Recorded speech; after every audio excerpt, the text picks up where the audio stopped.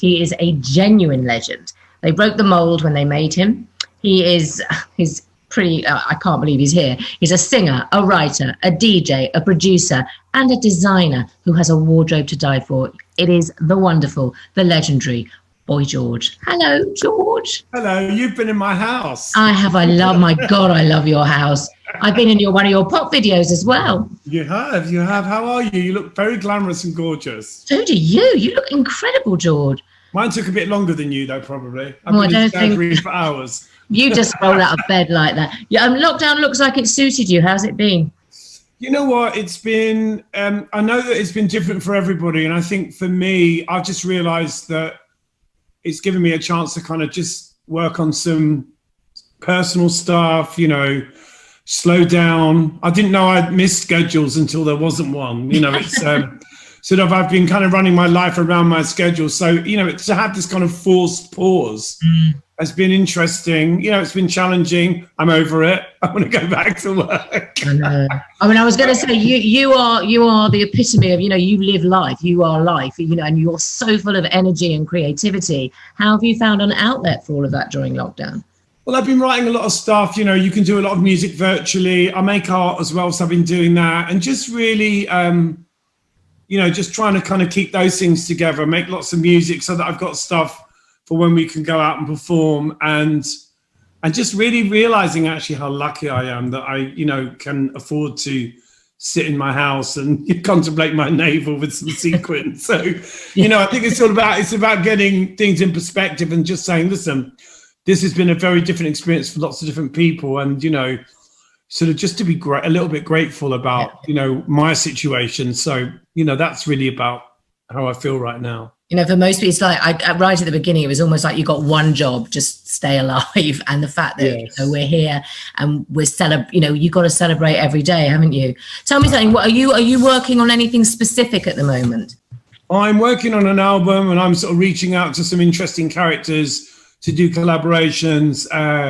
I'm doing something with this French guy called Bigger Ranks, and I'm also doing something with this Israeli kid called Asaf Gorin, who is a rapper and a singer and a little bit of a sort of star in Israel. And just kind of working on some sort of, you know, I'm in a band called Culture Club. I need to reach out and do some more, you know, something I've never done, you know, worked with other singers from around the world. And that's something I'm working on at the moment, just kind of a more of a global thing, you know. So if there's any sort of interesting people watching, get in touch. Oh my gosh, who wouldn't want to get in touch with you, George? You sprinkle that little bit of magic on everything.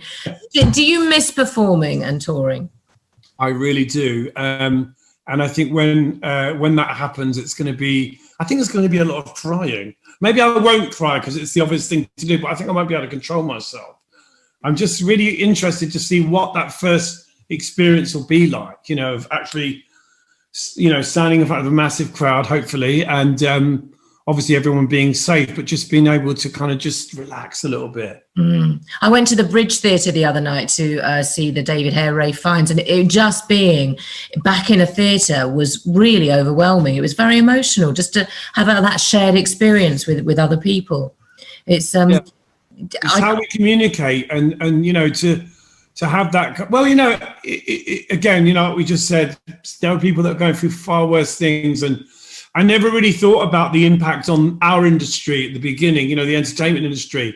And now I'm starting to really see, Jesus, I didn't really, it was going to affect us as much as it has, but it really has been like a sort of steamroller over creativity. So, and it's not just the people out front, it's all those technical people behind the scenes. It's so much. Wardrobe, makeup, hair, you know, everything. I mean, it's just, you know, you start to see how big our industry is and how widespread, you know, it's just so many people, isn't it? Yeah. When I think of you, you know, the way that the JW3 and the Jewish community kind of that puts its arms around itself and other people, I always think of you because you put, you know, early on in your career, and you're still a very iconic and mesmerizing person for so many of us. It's like you put your arms around us, and you're very inclusive, George. And I just want to say thank you from many, many people who love you dearly. Oh, thank you very much as well. You know, but I guess, you know, growing up in London makes you sort of more culturally aware, I think. It just makes you, and I think if you're interested in other people, you know, I've always been one of those people that are, why are they dressed like that? Oh, what are they wearing that for? And it just, instead of repelling me, it does the opposite. I actually love difference, you know, it intrigues me. And I also think that we're always very quick to judge someone based on how they look. Sometimes the most interesting person in the room is the most ordinary looking, you know. Absolutely. And Absolutely. It makes so many assumptions, and equally someone who looks exciting could be a bore, you know. Absolutely. So do you think these are more diverse times than when you started out? I think that people are much more aware of each other than they've ever been. I mean, I think TV has become much more multicultural. You know, you really do see more and more people being included, and that's how it should be, because that's life. Life is like that, and you want to sort of see that reflected in your culture and on the TV and in music and in everything. So I think, in a way, you know, when we started Culture Club in 1982, we had this mad idea of this kind of, you know, beautiful utopian existence where nobody was bothered by someone's, you know, color or sexuality or gender or religion or whatever, you know. And I think we are moving in some ways towards, of course, there's work to be done. You know, there's lots of things in the world that are shocking, but I think I have to think that there are more good people than bad. I think so. I have to think that. And certainly in my experience as a public person, you know, the love of strangers is so overwhelming sometimes. People say, someone might come up to me in the street and say the most beautiful thing to me, and my friends will, do you know that person? I'm like, no, I don't know them from Adam. So, but you touch people. You really, you know, you do. You've got an amazing thing about you, George, and we cannot thank you enough for being here to support us tonight. And come and play a gig there at some point. Very exciting, and it's very glamorous. I've been moved from room to room for the last 20 minutes. I'm loving it. I've not had to do a thing. So. Not a thing. I'll see you all. Yeah, I'll see you after lockdown, I hope. All right, darling. I won't blow kisses to you on the way up.